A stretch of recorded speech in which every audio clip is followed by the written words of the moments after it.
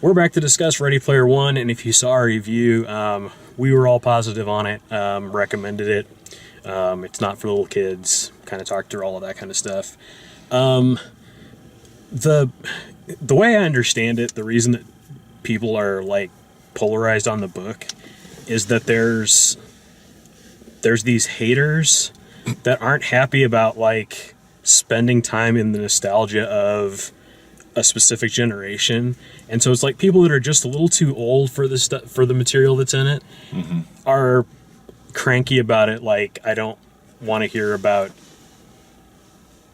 Gundam and the Iron Giant, and it's like, and that's what the whole book's about. Like, it takes place in a world just populated with everything from the late 70s and 80s. So I guess that's their legit problem with it. So the like right out of the gate, the first thing that they change from the book is what the first key is, how you get the first key. In the book, it is based on a Dungeons and Dragons module, and you do a dungeon crawl, and there's like a riddle, and then you have to play an arcade game, which probably wouldn't be a very exciting thing to make a movie with. And so they turned it into a race instead, and the way you win the race is you go in reverse. I thought that was terrible. I thought that was really bad. Not to say that like their decision to make it more exciting was the bad idea. I just thought that like the reverse. It felt like the first like 15 minutes of a Fast and Furious movie with cars, like licensed cars from other properties that you've seen before, and then the way you win is you go in reverse, and it's like, But then how would they have worked the DeLorean in? I mean, come on. The DeLorean's in the book. He doesn't get it until like the end. Doesn't get it until like that last battle, basically. Yeah. I'm weird. Like one of my favorite things in the movie is just the little touches of nostalgia, and right off the bat they hit you with Bigfoot, the monster truck. Yeah. I was so excited. Like, I completely geeked out when I saw that. Yeah. And then I think that's where like I said, the people that hate this property, the people that hate this book, come from, is that they're just too old to feel nostalgia for this stuff, and they don't feel comfortable. Like, it'd be like if they made something that was all like nothing older than the Teenage Mutant Ninja Turtles for me. Like, that would be like, I don't care about anything that happened in the early 2000s in pop culture or something. I don't know. I would still be fine with it existing. Like, I wouldn't. Like, what would they possibly pull from older pop culture at that point that would be worthwhile? I mean, in a video game based thing, I mean, I get it. I understand. Yeah. Yeah. I thought it really picked up from it there. Didn't have Pong. Yeah, I think it really picked up from there. I was happy with kind of the way they revealed, there's the Samantha reveal, there's the fact that H is actually a girl. In the book, she's also a gay girl, or lesbian as they call them.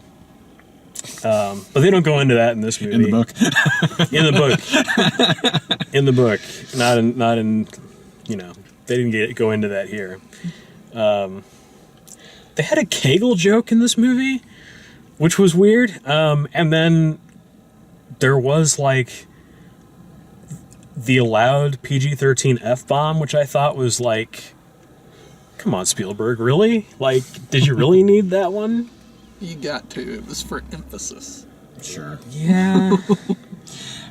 Story-wise, I guess the character that I felt was kind of left hanging in the wind that I thought we should have at least seen in the real world, maybe I missed it, but was the guy that had kind of was hired by him to brought the magic ball or whatever. The skull guy. Like, why didn't we like follow up with him? Because like he deserved a lot more attention at the end than he got. Yeah, somehow. and was that T.J. Miller? Yeah. Yeah, Miller. Okay. yeah.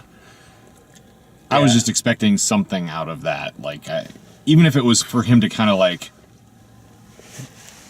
turn at the end or something and like foil his plans or something. But it just never happened. They so just used him as comic relief, which it's that's why unfortunate. you cast T.J. Miller is for comic relief. But I thought it was funny where he was talking about, I've got 10 years worth of stuff inside yeah, me. yeah. That was hilarious. The fight scene. Like, wait, you're not really gonna do this, are you? I feel like the fight scene, most of the movie paced fairly well. The fight scene towards the end of it, I was like, oh my gosh, please end this. Which Please. fight scene? The fight scene where they had broken down the dome. The battle of the battle. five armies. Yeah, Yeah. that took forever. Yeah, and honestly, I would say, like, I mean, that is a big part of the book, is that battle at the end. And it's weird, like, the way they do it in the book is much, like, there's a lot more, like, as an example, in the movie, there's a section where they're just driving along in the DeLorean with both of the doors open, and people are throwing weapons at them to use. Yeah. Right? Yeah. In the movie. They're throwing weapons at them and they're shooting them a couple times and the weapon gets like blown away or whatever. And somebody else throws them a weapon. That's not happening in the book. What happens in the book is that they set up all of these things throughout the book where they've collected these things that they're not sure what they're going to use them for. Yeah. And then they come to bear on the final battle and how they get through stuff. Like, the Iron Giant is like a mecha thing that they like a what's it called, an artifact that they've collected somewhere and they're like saving it and then they end up using it to fight Mechagodzilla. Kind of like Krull showed up in the middle, the very end there. Like, oh, that was cool. Krull. Yeah, When Gundam came out, I was just so excited. Gundam's in the book And Mechagodzilla. and Mechagodzilla is and the Iron Giant is as well. I don't remember if the Boglin grenade was in there or not, but that was pretty funny. That was like the way they The finished holy him off. hand grenade. There was the holy hand grenade, but there was also a Boglin grenade, Is it like the squishy face one? the squishy face ball thing. toy yeah, back yeah, then. Mad Ball or whatever it was. Yeah. Yeah. Okay. Mad balls were one, and then there's like Something else. Yeah. yeah, Boglins were like maybe Boglins were bigger than that, but I don't. Yeah, something like that. I was a little sad that there wasn't a rabbit reference in the holy hand grenade, Yeah, but sure. you We know. did get Chucky though, Yeah. and Yeah. That's where the F bomb came out. It's fucking choker. Yeah, exactly. It's like really. Okay, but we have to say, we said it on the way to the car, but the best damn thing in the whole movie is The Shining.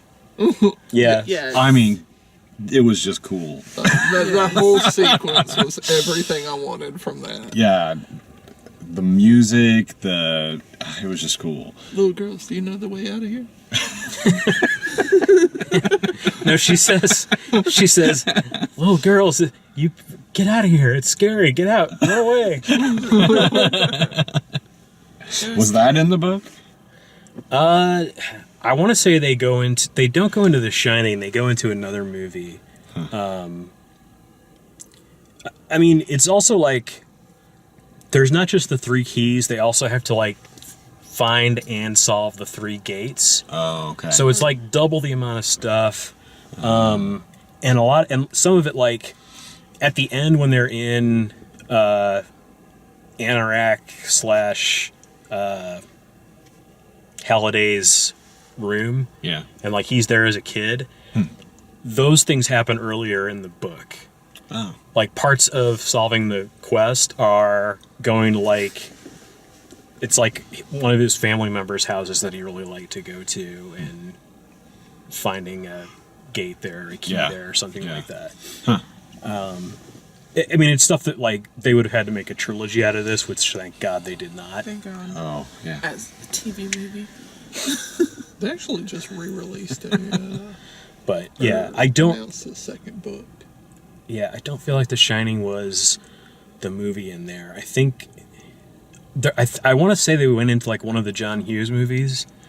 Well, they referenced the high school from Fast Times. Fast Times and it was Breakfast Club and They talked Ferris about- Bueller, yeah. wasn't it? And Yeah. he tries to trick him by saying the college from Animal House and things like that. Yeah. But I mean, there's a lot of stuff in the movie that's not in the book. That's like just sort of a similar, like maybe they couldn't get the rights to that John Hughes thing, and I know Spielberg and Kubrick's estate are good, Close. Symbolica. Yeah. So that kind of made sense. Although putting The Shining in a PG-13 rated movie is kind of weird, but Awesome. sure. They worked around did that it. pretty well, though. Yeah. I mean, Well, I mean, The Shining wouldn't get an R rating today, true. Yeah. so Yeah, it'd be PG-13. With the exception of Room 237, maybe. No, that's true. yeah. Yeah, so I don't know. I think I've picked it apart as far as I can. But I mean, overall, I was happy with it. I know it's going to be one of these things where purists of the book are going to nickel and dime how it's not the same, and people that hated the book are going to keep talking about how, well, I'm not nostalgic for Bigfoot the truck. It's like, all right, that's fine. Go read your old books. I mean, they even had a great Star Trek reference in there. The Funeral. The funeral, where he was in the Spock's tube. Yeah. There was a reference in there for just about everybody. I didn't catch the Star Wars stuff. There was supposedly some Star Wars stuff in He there. mentioned the Millennium Falcon a couple He times. mentioned it, but I was expecting to see something like a stormtrooper or something. Yeah, I'm sure if we went to like IGN or somewhere like that, they would have a list of like every Easter egg in the movie. There's so Take a many in long just a time. battle alone. It was good. Yeah. Even if you didn't read the book, still enjoyable.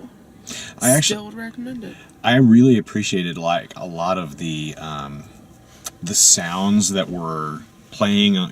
When something was like a reference was happening, it was a sound that was native from the original. Like they did it with The Shining, obviously, but like all the different characters and stuff that were, the sound was really well done. One of my favorite scenes in the entire movie is at the end when they're driving through and you see all the people in the real world like acting like they're fighting, and it Yeah. shows 4 kids and they're all like color coded, blue, purple, red, and, They're and the Ninja orange, Turtles? and then it cuts to the Oasis and they're the Ninja Turtles. Oh, I and I'm missed like, that man, part. Missed that part. that is the dream. I